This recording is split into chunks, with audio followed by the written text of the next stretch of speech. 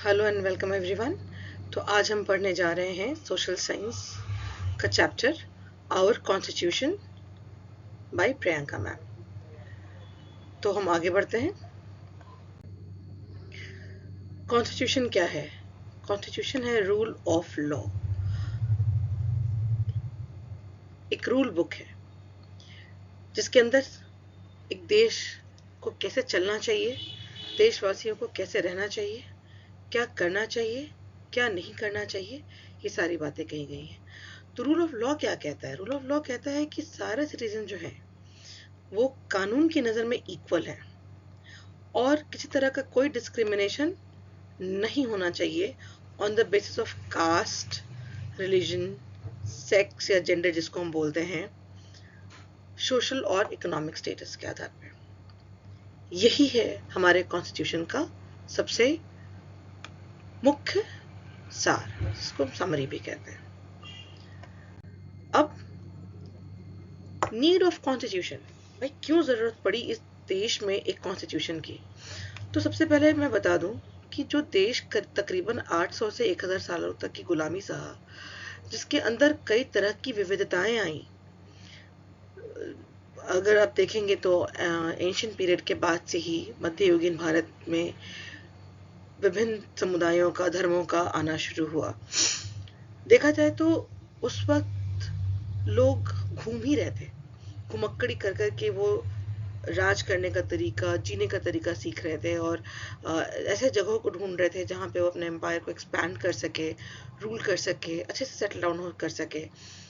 भारत की स्थिति ये हो गई थी हर्षवर्धन के जाने के बाद कि पूरा देश छोटे छोटे टुकड़े में बट चुका था और उसके बाद से हमारे पास जब इन्वेशन शुरू होते हैं तुर्कों के, अरेबियंस के, मुगलों के, डच, फ्रेंच, अंग्रेजों के, तो इसके बाद जो देश आज़ादी के समय हमारे पास मिल रहा था वो खंडों में तो बटा हुआ था, लेकिन इसके अंदर बहुत तरह की विविधताएं आ गई थी। तो इसको हैंडल करने के लिए एक रूल बुक का होना बहुत ज़रूरी था। तो इसीलिए ये नीड ऑफ कॉन्स्टिट्यूशन ज़रूरी हो गया। भारत को आज़ाद होने के पहले इसकी ज़रूरत महसूस की गई और तभी कॉन्स्टिट्यूएंट असेंबली फॉर्म होता है, जिसमें सारे वरिष्ठ कांग्रेस के मेंबर, एंग्लो इंडियंस, समाज के हर तबके के लोग उसमें शामिल थे। और पर्पस क्या था कॉन्स्टिट्यूशन का?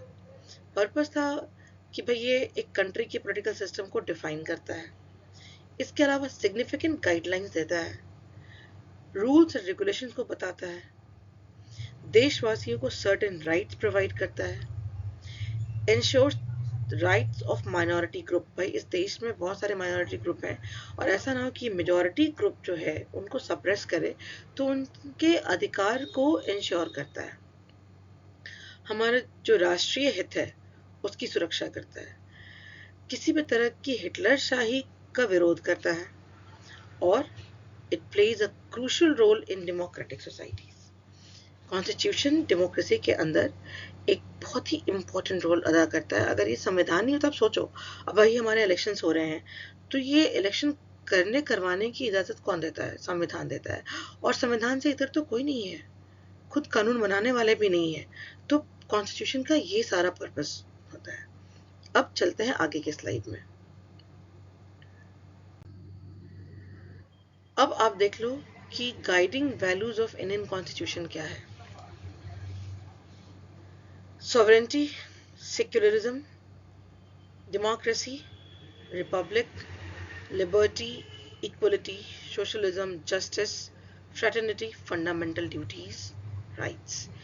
इन सारे चीजों का निचोड़ है भारत का संविधान।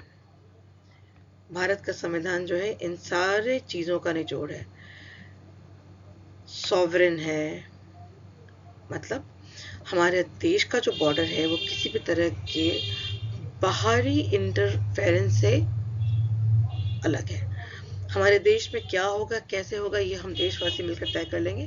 हमें किसी भी इंटरफेरेंस की जरूरत नहीं है। सॉवरेंटी का मतलब ही होता है संप्रभुता। हमारा पूरा का पूरा बॉर्डर, जितना एरिया हम डिफाइन करते हैं भारत का, वो पूरा का पूरा एरिया हमारे खुद के कंट्रोल में है। जब हम सोशलिज्म की बात करते हैं तो इस देश के संविधान को बनाया ही इस तरह से गया कि यहाँ पे समाजवाद हो। कहने का मतलब कि एक तरह का इक्विलिब्रियम समाज के अंदर हो, किसी को कम किसी को ज्यादा ना हो, सरकार की तरफ से। मेरे कहने का मतलब सरकार की तरफ से। सरकार अपनी तरफ से कोई भेदभाव नहीं करेगी, कोई मौका देने में, कोई रोजगार देने में, मत का अधिकार देने में, इत्यादि इत्यादि। फिर इस संविधान की जो सबसे इम्पोर्टेंट बात है वो है प्रजातंत्र, और हमारे यहाँ तो पार्लियामेंट्री फॉर्म ऑफ गवर्नमेंट है, डेमोक्रेसी। प्रजा के लिए प्रजा का, और प्रजा के द्वारा चुना गया। और सबसे बड़ी बात, इतने विविध विविध विविध विविध विविध लोगों के बीच सबसे जरूरी बात थी इस धर्मनिरपेक्षता के होने का। कहने का मतलब ये कि सरकार का कोई धर्म नहीं होगा सिवाय इसके कि वो अपने लोगों की रक्षा करे, सुरक्षा करे, उनकी प्रगति में सहायक बने, उनको रोजगार के अवसर दे, उनके अंदर रचनात्मक डेवलपमेंट का संचार करे, वेलफेयर स्टेट की बात करें। सरकार का कोई धर्म नहीं होगा। रिपब्लिक है, रिपब्लिक इसलिए कि हमारा हेड ऑफ द स्टेट चुना हुआ है। और लिबर्टी है भाई, आप इस देश में चौकीदार चोर है भी बोल सकते हैं। आज़ादी है किस बात की? आज़ादी है धर्म को मानने की, धर्म में आस्था रखने की, आज़ादी है अपनी बात को सामने रखने की, आज़ादी है एक जगह से दूसरी जगह जाने की, आज़ादी है खुल के जीने की। तो ये हमारा गाइडिंग वैल्यूज ऑफ कॉन्स्टिट्यूशन है। और उसके बाद ये कॉन्स्टिट्यूशन हमें प्रोवाइड करता है न्याय, एक सिंगल इंटीग्रेटेड फॉर्म में। न्याय किस चीज का? बराबरी का। हर बात में न्याय मिलना है आपको, ना कोई कम ना कोई ज्यादा। और फिर क्या बढ़ाता है? फ्रैटर्निटी। इतना ही नहीं, इंडिविजुअल की डिग्निटी की भी बात कही हमारे संविधान ने। संविधान में अगर फ्रैटर्निटी को बढ़ावा देने के लिए हमें थोड़ा कंपोज रहने को बोला गया है, हमें थोड़ा सा टॉलरेंट होने को बोला गया है, तो साथ में ये भी कहा गया है कि आपकी इंडिविजुअलिटी भी उतनी ही इम्पॉर्टेंट है, आप उसको ओवरलुक ना करें। और उसके बाद असाइन किए गए हैं fundamental duties. Of course every right has certain fundamental duties. 42nd amendment act इसको शामिल किया गया है। तो सिर्फ हम अधिकार की बातें ना करें, हमारे पास कुछ कर्तव्य भी हैं जिनको हमें निभाने हैं देश के प्रति। चलते हैं अगले स्लाइड की तरफ। अब पूरे कॉन्स्टिट्यूशन की जो आत्मा है वो है प्रियम्बल। और प्रियम्बल जिसने पढ़ लिया, समझ लिया, उसको समझ में आ जाएगा कि भारत का संविधान कहता क्या है। तो ये कहता है, we the people of India having solemnly resolved to constitute India into a sovereign, socialist, secular, democratic republic and to secure to all its citizens। इतनी सारी बातें हमने पिछले स्लाइड में समझी है। क्या सिक्योर करने के लिए कह रहा है? जस्टिस। जस्टिस किस बात की? जस्टिस मिलेगा सामाजिक, आर्थिक और पॉलिटिकल क्षेत्र में। समाज की व्यवस्था के अंदर आपको न्याय मिलेगा, सरकार की तरफ से आर्थिक व्यवस्था के अंदर आपको न्याय मिलेगा। और पॉलिटिकल का मतलब हुआ कि इस देश का हर नागरिक जिसकी उम्र हो चली है वोट डालने के लिए, जिसकी उम्र हो चली है एज अ कैंडिडेट पार्टिसिपेट करने के लिए, दोनों को बिना किसी लिहाज के, बिना किसी भेदभाव के मौका दिया जाएगा। अगर आज मेरी इच्छा हो रही है कि मैं अगले आम लोकसभा चुनाव में मैं पार्टिसिपेट करूं, तो मैं एक निर्दलीय उम्मीदवार के तौर पर आराम से इस देश का चुनाव लड़ सकती हूँ। साथ ही मुझे वोट डालने का अधिकार तो दिया ही क्या है। साथ में है लिबर्टी। लिबर्टी किस चीज की भाई? किस बात की आजादी दे रहे हैं मुझे आप? थॉट की। सबसे बड़ी बात थॉट की होती है, तो लिबर्टी है मुझे थॉट की, राइट? एक्सप्रेस करने की, जो मैं सोच रही हूँ उसको एक्सप्रेस कर सकती हूँ, बशर्ते जो मेरी सोच है और जो विचारधाराएं हैं वो देश हित में हो, देश विरुद्ध ना हो। भारत तेरे टुकड़े होंगे, ऐसी किसी भी सोच को, ऐसे किसी भी एक्सप्रेशन को लिबर्टी के अंदर, संविधान के अंदर नहीं लाया जा सकता है। फिर लिबर्टी मुझे बिलीफ, मैं एक हिंदू घराने की लड़की होकर इस्लाम के अंदर पूरा का पूरा भरोसा और आस्था रख सकती हूँ। फेथ और वर्शिप की मतलब मेरा धर्म कोई भी क्यों ना हो, मेरा फेथ और पूजा करने का तरीका कोई भी हो सकता है और इसकी इजाजत मुझे मेरा संविधान देता है। फिर आइए बात करते हैं ये इक्वलिटी की।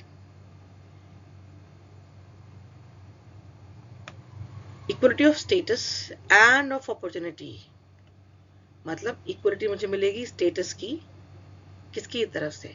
अब आप कहोगे भाई इस देश में कोई अंबानी है, कोई अदानी है और कोई जेनेटर है, तो फिर इक्वलिटी की बात कहाँ से आती है? तो बच्चों ये बात जो है इक्वलिटी की, ये सरकार के तरफ से, सरकार अपनी तरफ से सबको इक्वल स्टेटस ट्रीट करेगी, आपको अपॉर्चुनिटी देगी।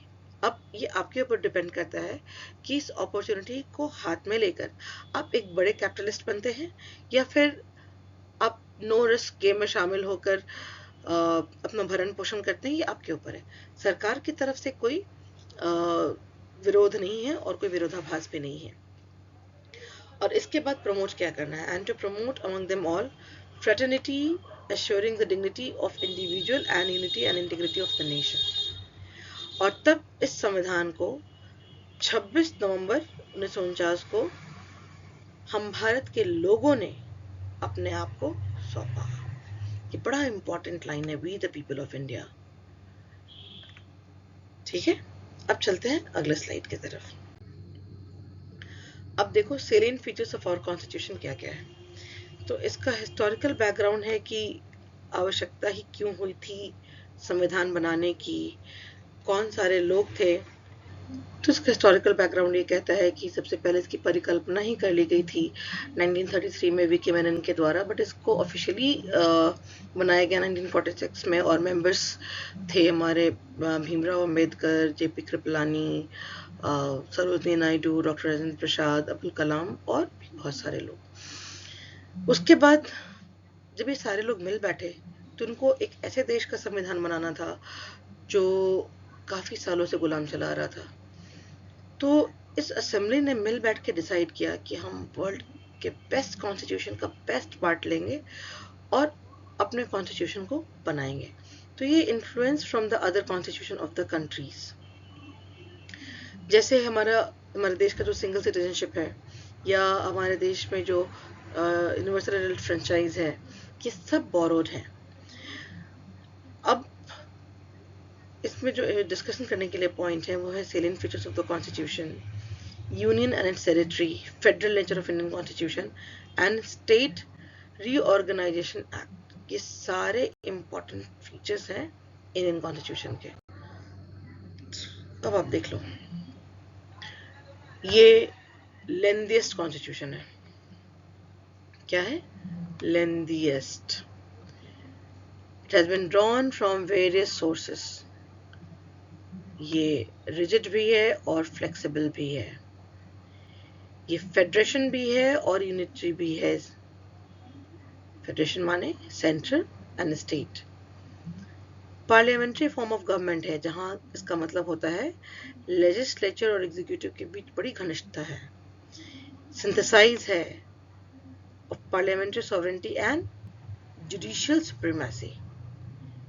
इंटीग्रेटेड जुडिशरी है, कहने का मतलब सुप्रीम कोर्ट से लेकर सबऑर्डिनेट कोर्ट तक एक दूसरे से जुड़े हुए और अकाउंटेबल हैं।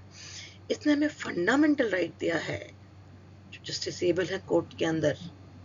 कोई भी जिसका एक भी फंडामेंटल राइट जो साथ के साथ है, अगर खतरे में पड़ा आप मूव कर जाओ कोर्ट में।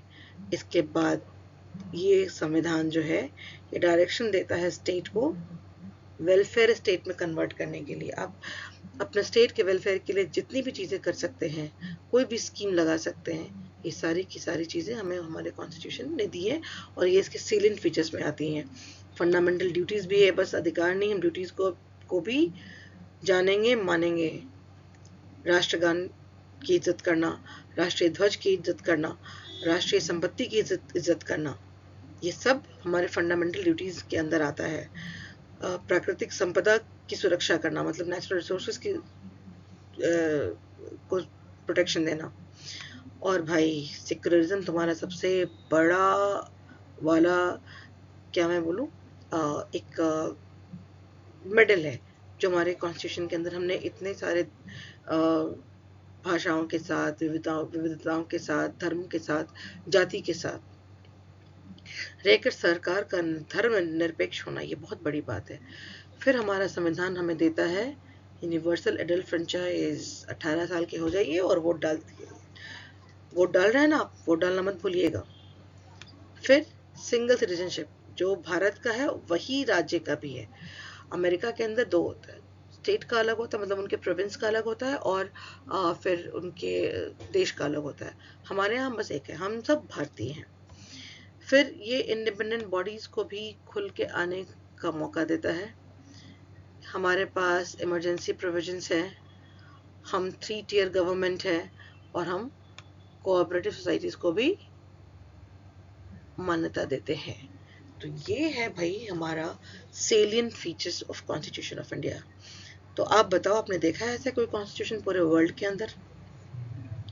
अब चलिए, अब ये है, आप देख लो, ये पूरा का पूरा पार्लियामेंट्री सिस्टम है इंडिया का, जिसके अंदर आप, it has an executive branch, is not separate from legislature, is bicameral. इसके अलावा is owes origin to Westminster system, has a president also, comprises of the PM, cabinet and the administrative machinery. Legislature is bicameral, is comprised of Rajya Sabha and Lok Sabha. It is called the government. It is with PM as head of government and president who is also head of state. The government is accountable to Lok Sabha and could initiate no confidence, and Lok Sabha can have no confidence against the government. इतना beautiful सा parliamentary system है। PM, cabinet और council of minister, आपको पता है कि दोनों के बीच अंतर क्या है, कैबिनेट और काउंसिल ऑफ मिनिस्टर का? खैर, कोई खास अंतर तो नहीं, लेकिन एक बात है जो उसको कहते हैं कि जो इम्पोर्टेंट मंत्रालय है, स्ट्रॉन्ग मिनिस्ट्री है, वो कैबिनेट के अंदर है, और जो थोड़ा कम प्रोफाइल है, लेस वेटेज वाले प्रोफाइल, वो काउंसिल ऑफ मिनिस्टर कहलाती है। तो अब आगे की तरफ बढ़ते हैं। ये है यूनिवर्सल एडल्ट फ्रेंचाइज। वोट का चोट पड़ता है हर सरकार को। अगर ये वोट की बात नहीं होती, वोट देने का अधिकार नहीं होता, तो फिर प्रजातंत्र नहीं होता। बहुत सारे देश है, आप मेक्सिको को देख लो, वहाँ PIP है, और है तो प्रजातंत्र, लेकिन माहौल ऐसा बनाता है कि लोग अपने मत के अनुसार या मत के विरोध में जाके सिर्फ PIP को ही वोट देते हैं।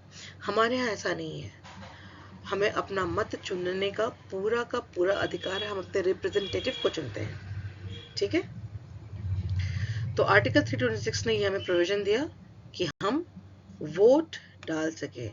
मैं फिर से कहती हूँ, वोट डालने जाएंगे जरूर। अगर दिल्ली से आप देख रहे हैं तो कल आपकी वोटिंग है, और हम पटना वाले तो भाई अगले वीक वोट करने ही वाले हैं। नए वोटर से अपील है कि अपने वोट का बहुत सोच समझ के इस्तेमाल करें। ये मौका फिर आपको 5 साल के बाद मिलने वाला है। चलिए, अब हम ऑलरेडी डिस्कस कर चुके हैं सिंगल सिटीजनशिप क्या है। ये one of the salient features of Indian constitution है। और देखिए कितना खूबसूरत से एक फोटो मैंने निकाला है गूगल से, बिना भारत में। जुडिशरी भी हम डिस्कस कर चुके हैं। जुडिशरी हमारे यहाँ सिंगल इंटीग्रेटेड है। कहने का मतलब सुप्रीम कोर्ट अपेक्स बॉडी है, जिसके अंदर हाई कोर्ट्स हैं, हाई कोर्ट के अंदर डिस्ट्रिक्ट, और उसके अंदर फिर न्याय पंचायत है। न्याय पंचायत के पास उतना पावर नहीं है, छोटे मोटे मसले सुलझाता है, लेकिन उसके बाद के सारे मसले डिस्ट्रिक्ट कोर्ट में आते हैं, सिविल और क्रिमिनल और रेवेन्यू कोर्ट में आते हैं, फैमिली कोर्ट भी इसमें आता है। फिर इसके बाद हाई कोर्ट है जो स्टेट लेवल पर है, और सबसे सर्वे सर्वा है हमारा सुप्रीम कोर्ट। इसने जो कह दिया सो कह दिया, सरकारें भी इसके खिलाफ नहीं जा सकती है। सुप्रीम कोर्ट के बहुत सारे फैसलों को छोटे कोर्ट्स एक लॉ के रूप में देखते हैं, और कभी कभी रेफरल के लिए high courts, district court, supreme court के फैसले का इस्तेमाल करते हैं। तो ये है हमारा पूरा का पूरा कॉन्स्टिट्यूशन।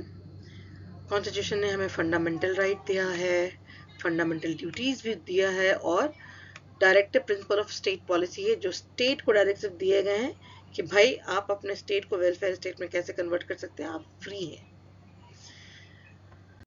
और इसके बाद जो सबसे इम्पोर्टेंट आता है, जिसके लिए हम हमेशा बात करते हैं, ये है fundamental rights. Right to equality, article 15 से 18 फ्रीडम, राइट टू फ्रीडम है, 22 से 25 against exploitation, freedom to religion है, 25-26 educational rights and cultural and educational rights है। इन सारे राइट्स के अगेंस्ट कोई भी इस अधिकार का हमारा हनन होता है, कोर्ट के दरवाजे खुले हैं।